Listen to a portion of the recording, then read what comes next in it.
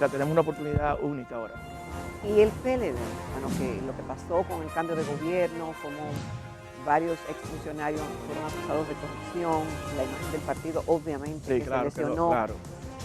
Señores, como ustedes escuchan que el PRM todos los días, sus dirigentes, llama la atención en el sentido de que cuidado si votan por candidatos de la oposición.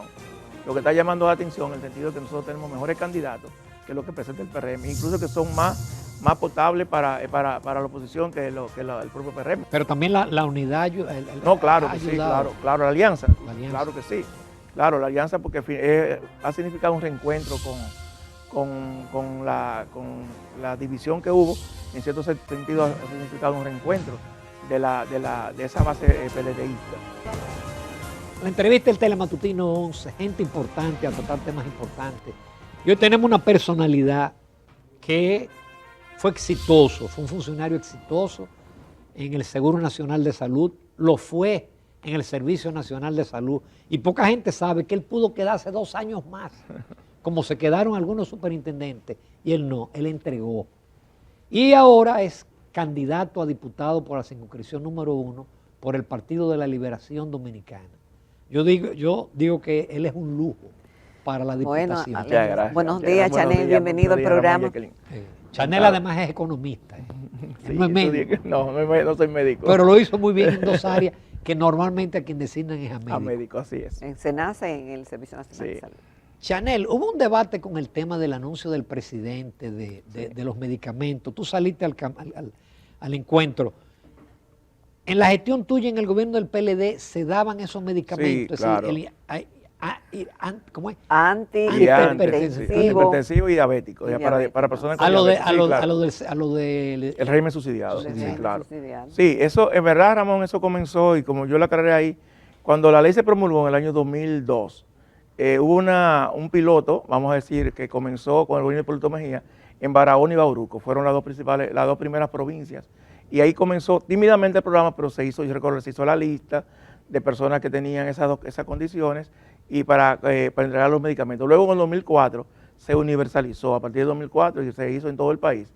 Y como yo he señalado en diferentes ocasiones, eso es un tema que a mí me sorprendió muchísimo que se diera como una primicia, porque todo el que trabaja en el sector salud sabe, conoce, que eso es una cuestión cotidiana en el sector salud, que las personas del régimen subsidiado, que no tienen, incluso personas que no están afiliadas al régimen subsidiado, que no tienen condiciones para comprar esos medicamentos, los servicios regionales de salud lo entregan incluso en su domicilio, si tienen discapacidad severa o tienen alguna condición que le impida trasladarse a la unidad de atención primaria, que es donde se entrega ahora mismo el medicamento, los medicamentos, esa persona los recibe mensualmente. Pero, y el hecho que fuera bajo la sombrilla o siguiendo los lineamientos de un programa internacional HART, ¿eso no lo hace más universal, que incluya más personas? Porque justamente hicimos el comentario en el programa, pero ese programa existe, ya se entregan esos medicamentos, a menos que sea una novedad. HART es un programa también que se lanzó en el 2019. Yo recuerdo la rueda de prensa que se hizo, lo vi incluso en estos días, lo estuve buscando, porque lo lanzamos tanto el ex ministro Sánchez Cárdenas como yo, hicimos ese lanzamiento. Lo que pasa es que ahí vino el COVID y no se pudo aplicar en su totalidad. Ahora, HART es lo que es también, es lo que se hace cotidianamente. Lo que pasa es que se le puso ese nombre a nivel internacional, pero eso lo que tiene que ver es con medicamentos a los enfermos que tienen enfermedades crónicas, promover el ejercicio, promover la vida sana, promover espacios que la gente pueda hacer ejercicio. Eso es lo que es, en definitiva, que es lo que tienen que hacer los servicios de salud. Lo que pasa es que la OPS le puso ese nombre como una forma también de vender que salud es sobre todo eso, es estimular mejores condiciones de vida y mejor estilo saludable. Pero es lo que cotidianamente, reitero, debe hacerse de los servicios de salud. Un anuncio que se hizo también es la entrega de medicamentos en la farmacia del pueblo, o sea, que las personas ahora van a una receta. O una receta que se dan en las unidades de atención primaria y luego pasan por la farmacia del pueblo a buscar medicamentos. Eso también nosotros lo hicimos en el 2007, ahora tuvimos que suspenderlo por lo siguiente. Recuerdo que cuando se lanzó, comenzaron la protesta en el sur y en el este. Y cuando investigamos, ocurre lo siguiente, y esa situación no ha cambiado. Las farmacias del pueblo en la actualidad son 633 a nivel nacional. La unidad de atención primaria son 2000 y tanto. La gente decía, a nosotros nos queda mucho más cerca de nuestra casa, de nuestra vivienda, la unidad de atención primaria, porque nosotros tenemos que ir coger un motoconcho, ida y vuelta o ir en un minibús para buscar los medicamentos de las farmacias del pueblo. Y por eso se suspendió y se siguió dando, además que eran 2 viajes que había que dar, Exacto. porque no en todas las unidades de atención primaria hay farmacias del pueblo, reitero, son 633 farmacias que hay a nivel nacional y hay 2.000 y pico de unidades de atención primaria. Y por eso se siguió dispensando los medicamentos en la unidad de atención primaria. Chanel, la intención tuya de ser legislador, de hacer leyes, un poder que debería ser independiente, Sí, pero aquí sí. no lo es, y con la experiencia que tienes en el área del sector salud, Sí. tus propuestas a los votantes irán en ese Sí, sentido. claro.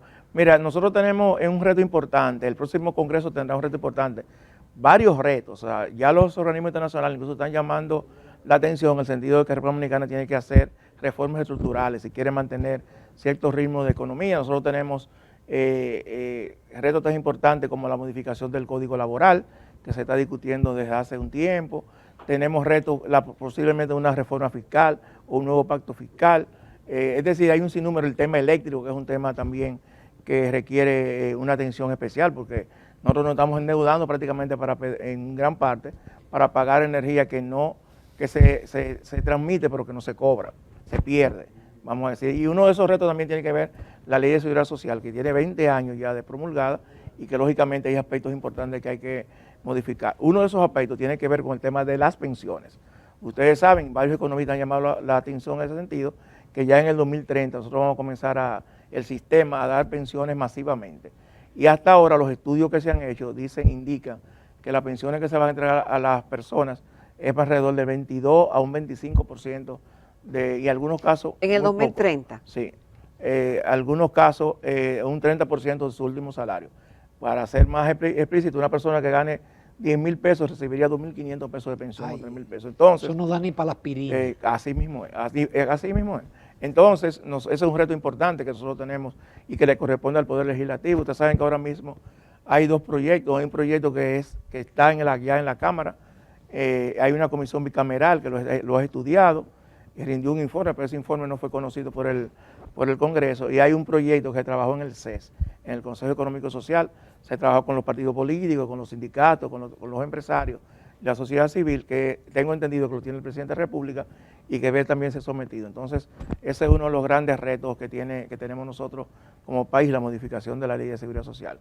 Hay otro tema también importante que ustedes saben y es un tema que ha sido crucial en estos últimos años, que es el programa de alto costo, que es un programa importantísimo porque cubre medicamentos a personas que no están aseguradas o medicamentos que están fuera del catálogo que ofrece la Seguridad Social. En América Latina, de acuerdo al Banco Mundial, la segunda causa de empobrecimiento de la familia y de quiebra de microempresas y empresas es la ausencia de un seguro que cubra estos medicamentos, porque la verdad que es un tratamiento bastante costoso. Pero ese programa que se otorga desde hace varios años no tiene un marco legal, es decir, es un programa que está sujeto a la voluntad o no de los gobiernos, del Ministerio de Salud Pública. Y nosotros... Pero, perdón, funcionó bien en el anterior gobierno. Así es, así ha funcionado muy bien, pero para evitar lo que ha ocurrido ahora es importante que haya un marco legal que lo proteja, que establezca su financiamiento, su cobertura, de forma tal que no esté sujeto, reitero, a las decisiones de quienes estén en ese momento dirigiendo el Ministerio de Salud Pública. Y nosotros estamos proponiendo establecer por ley un programa de medicamentos de alto costo, como se le llama en otros países, enfermedades catastróficas. Esa es una de las propuestas, y una propuesta también que tenemos, es un tema que nosotros hemos olvidado en este país, que es el tema de la atención al cuidado. ¿Atención? Al cuidado, es decir, y yo lo he contratado ahora caminando los barrios, lo que yo sabía, hay mucha gente que no se incorpora al mercado laboral porque tiene que quedarse en su casa cuidando a alguien que tiene una enfermedad grave. Sí, claro. O una discapacidad. O una discapacidad que le impide trabajar. En muchos países hay lo que se llama sistema de atención al cuidado. De hecho, este gobierno hizo un lanzamiento en ASOA hace algún tiempo, el año pasado, pero se quedó solamente en el lanzamiento. No, era un piloto en ASOA y no avanzó. Nosotros estamos proponiendo por ley crear un sistema que, como se le llama en muchos países, que cuide al cuidador. Quienes viven en Estados Unidos tienen familia que saben que muchas veces el Estado en Estados Unidos le cubre a las personas que se quedan cuidando ese familiar para que lo que sería el costo de una enfermedad se lo pague a esa persona, que es mucho más cercana, mucho más. Entonces, nosotros estamos proponiendo ese sistema, que aquí haya un cuidado del cuidador, vamos a decir, que esa persona sea protegida por los planes sociales del gobierno, que tenga una protección de forma tal que esos ingresos que pierde por no incorporarse al seguro, al mercado laboral, lo pueda recuperar en cierto sentido. Es decir, tendría un ingreso. Claro, para cuidar a esa persona, exactamente, para cuidar a esa persona. Y es importante porque el 74% de quienes hacen el trabajo son mujeres. Es decir, de cada 100 casos que nosotros conocemos, 74 son mujeres que se dedican a eso. Y como he dicho, no tienen, no se incorporan al mercado laboral, no tienen, y es un trabajo también agotador, porque muchas veces quienes hacen ese trabajo requieren un tema de salud mental, requieren apoyo financiero, es decir, hay un sinnúmero de elementos que son importantes. Es una propuesta también que nosotros tenemos de llevar al Congreso una ley que cree un sistema de cuidado, como se le llama comúnmente en América Latina. Ya casi nos vamos a una pausa, pero Chanel, Jacqueline y yo hemos hablado que ojalá el próximo Congreso no responda al Poder Ejecutivo. Porque no importa quién sea. No importa quién sea, porque el problema es que lo que es un sello comígrafo. Así es. Que aprueban las cosas, especialmente hasta sin leerlas. Ahora, bueno, ahora hay un problema con la ley que crea el sistema de inteligencia. Sí. Ahora sucede que prácticamente nadie lo leyó, porque ahora todo el mundo está protestando, ya fue promulgado. Y ahora ¿fue promulgado ya? Sí, fue promulgado y ahora nos damos cuenta que había un problema de que puede hasta vulnerar los derechos de la persona, que obliga al ciudadano o a la ciudadana a entregar información al DNI. Entonces, yo digo, bueno, ¿y dónde estaban en ese momento los legisladores? ¿Qué pasó? Que no, porque fue conocido creo que en vista pública y eso, y no hubo ninguna observación. Entonces ahora nos estamos dando cuenta que sí había algunos elementos que podrían vulnerar que pueden vulnerar los derechos fundamentales del ciudadano. Entonces, es por eso y reitero, el próximo Congreso va a tener retos importantísimos, de leyes incluso que tienen años ahí, como el Código Penal, como la Ley de Agua, o sea, hay un número de leyes, la ley que establece, que regula los conflictos de interés en el Estado, hay un sinnúmero de leyes que no se han conocido y que ya deben ser conocidos en el próximo Congreso. Con tu permiso y los amables televidentes, nos vamos a una breve pausa, tenemos todavía temas de interés con el licenciado Chanel Rosa Chupani.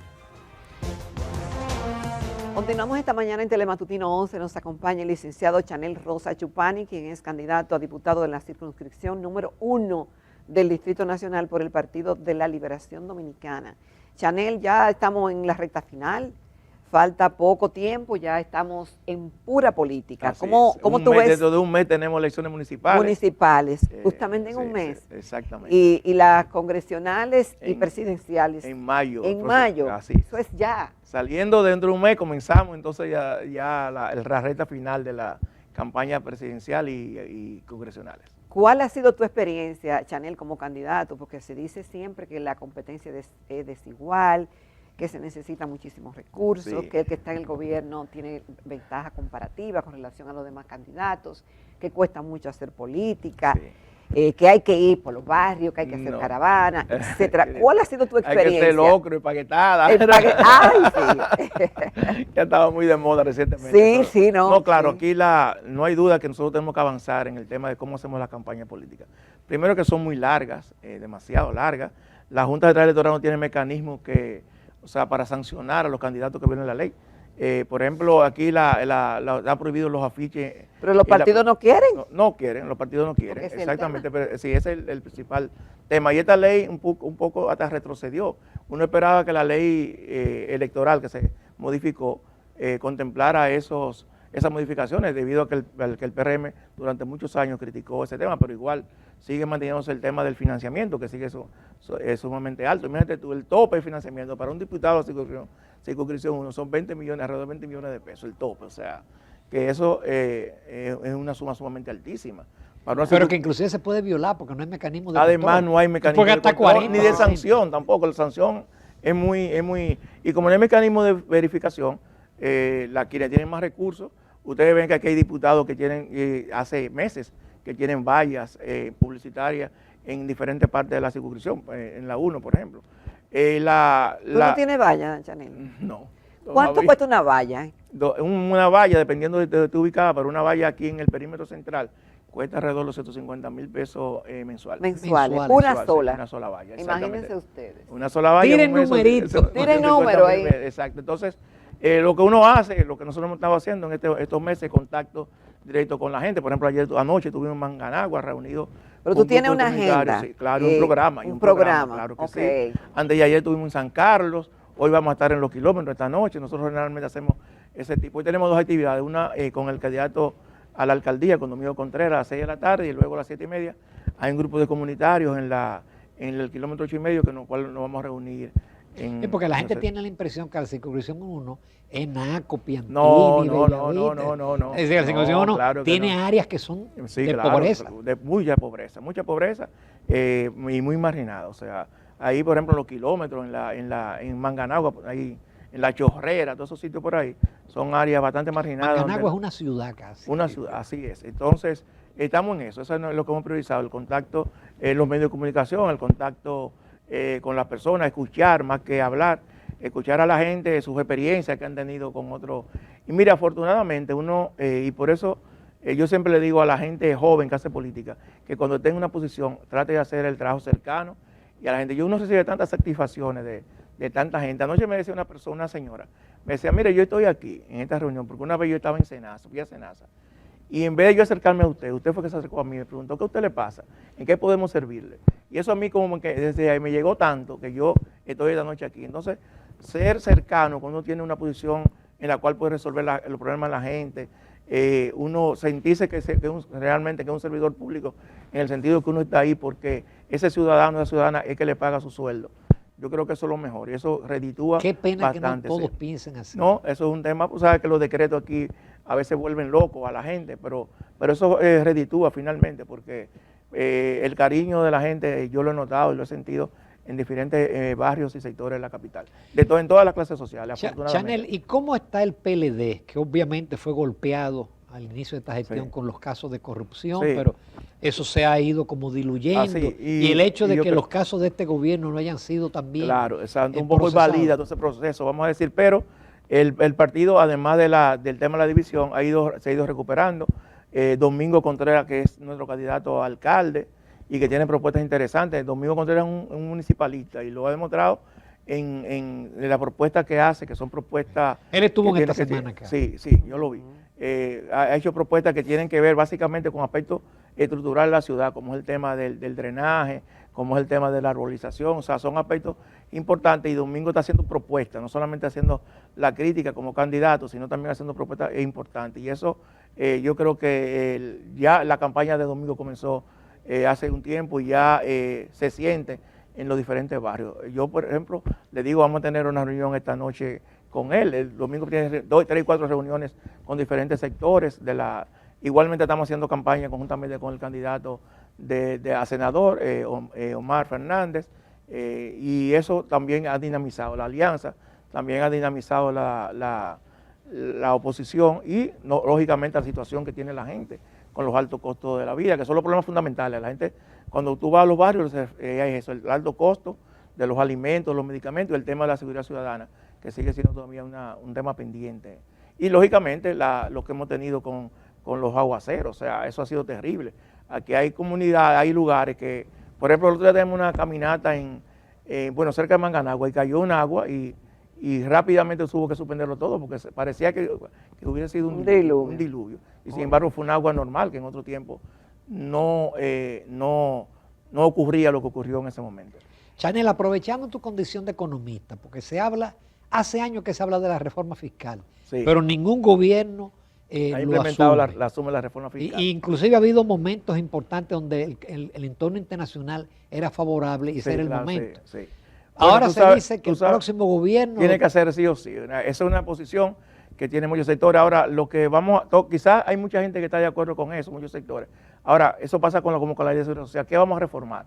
Una eventual reforma fiscal. O sea, nosotros, si bien es cierto, tenemos una presión tributaria baja, de la más baja de América Latina, tenemos una dificultad y que esa presión tributaria recarga mucho a la clase media. Entonces, nosotros no podemos hacer una reforma fiscal, una próxima reforma fiscal que siga recargando a los sectores de clase media o de menores ingresos, porque cuando tú mides la presión tributaria en esos sectores es altísima. Pero nuestro país también se sigue endeudando, alrededor de un 3% del PIB anual para cubrir los gastos del gobierno y ya los organismos internacionales están llamando la atención en el sentido de que eso puede tener una situación de insostenibilidad a corto o mediano plazo. Entonces, en nuestro país tenemos que buscar una solución. Como decía anteriormente, está el tema eléctrico también, que es un tema pendiente. Las pérdidas del año pasado fueron enormes, el 40% de la energía que se sirvió se perdió en la transmisión. Eso significa la pérdida más alta que hemos tenido en más de una década. Ocurrió el año pasado en términos de energía, eso es financiado a través de recursos fiscales, entonces tenemos que buscarle una solución. Por eso que yo llamo la atención que el próximo Congreso nosotros nos cuidemos, porque siempre nosotros hablamos de que nos quejamos del Congreso. De hecho, en las evaluaciones que se hacen, el Congreso sale como una de las instituciones peor evaluadas. Pero ahora tenemos la decisión, tenemos la posibilidad de elegir personas que por lo menos lean y comprendan lo que se va a tratar en el Congreso, para que luego no nos sorprendamos. O sea, tenemos una oportunidad única ahora. Y el PLD, Chanel, Ramón insistía que bueno, que lo que pasó con el cambio de gobierno, como varios exfuncionarios fueron acusados de corrupción, la imagen del partido obviamente sí, que claro, se lesionó. Claro. Entonces, la división ahora, también. La división, entonces, ¿cómo tú sientes al partido? Mira, el partido y el apoyo, ¿cómo está esa integración? El partido ocurrió, pasó por esos momentos que ustedes señalan, pero el partido aprovechó para hacer varios procesos internos. Hizo un congreso en el cual modificó sus estatutos en diferentes aspectos que promovían mayor participación de la gente, eligió un nuevo comité central, un nuevo comité político, y yo creo que eso, hemos tenido en estos 3 años alguna tarea que ha permitido al partido internamente que se esté dinamizando y movilizando. Lógicamente, ahora con el tema electoral hay una también una movilización importante en todo el país. Y nosotros tenemos muy buenos candidatos, por ejemplo, señores, cuando ustedes escuchan que el PRM todos los días, sus dirigentes, llama la atención en el sentido de que cuidado si votan por candidatos de la oposición, lo que está llamando la atención en el sentido de que nosotros tenemos mejores candidatos que lo que presenta el PRM, incluso que son más potables para la oposición que el propio PRM. Por eso esas advertencias que se hacen frecuentemente, o sea, que se considera una traición que tú votes, que tú fracciones el voto, etcétera. Porque, por ejemplo, en Santiago nosotros tenemos el caso de Víctor Fadul, que es un joven que se ha preparado muy bien para el tema de la alcaldía. Usted escucha a Víctor tratando los problemas de Santiago, y es una persona que le luce con mucha experiencia, a pesar de que él tiene un tiempo como legislador, es la primera vez que aspira a esa posición. Y jugó un gran papel en el Consejo de la Magistratura. Así es. En San Juan de la Maguana, que tenemos a Lenny de la Rosa, en San Cristóbal a Nelson Guillén. Es decir, que en las grandes ciudades y en otros municipios tenemos candidatos que tienen una experiencia, que fueron en su momento alcaldes, que la gente los recuerda por el trabajo que realizaron, y que esperemos que puedan hacer un buen trabajo ahora dentro de un mes, como decíamos. Pero también la unidad no, claro que sí, claro, la alianza, claro que sí. Claro, la alianza, porque ha significado un reencuentro con la división que hubo. En cierto sentido ha significado un reencuentro de esa base PLDista. Y tenemos como reto este próximo 18 de febrero, es el primer gran reto que tiene el PLD y la oposición en sentido general. Bien. En eso yo sé que se va a intentar proyectar lo de febrero a mayo. A mayo, sí. Pero claro, podría haber 2 visiones. La cantidad de votos y la cantidad de alcaldes o de... Esa va a ser la discusión que se va a instalar aunque recuerden, en el 2020 hay que recordar también que si no hay una suspensión de las elecciones en el mes de febrero, usted recuerda la suspensión de las elecciones que se hicieron. Exacto. Eso varió totalmente. No, eso fue mortal para el PLD. Sí, claro, eso varió totalmente porque el PLD tenía ganadas las elecciones en prácticamente la gran mayoría de los grandes municipios del país, pero la suspensión modificó eso, y eso lógicamente incidió en el mes de mayo, el elecciones de mayo. Marzo. Bueno, en marzo y en mayo. Exacto. Chanel, pues te agradecemos mucho tu participación y te deseamos. Es más, tú vas a ganar. Muchas gracias. Sí, así esperamos. Insisto que tú eres un lujo de diputado. Muchas gracias. Y diputados como tú, es que necesitamos muchos diputados como tú. Muchísimas gracias. En la Cámara Baja. Bueno, éxito, Chanel. Gracias, muchas gracias. Nos vamos a comercial, amables televidentes. Retornamos a la recta final del Telematutino 11.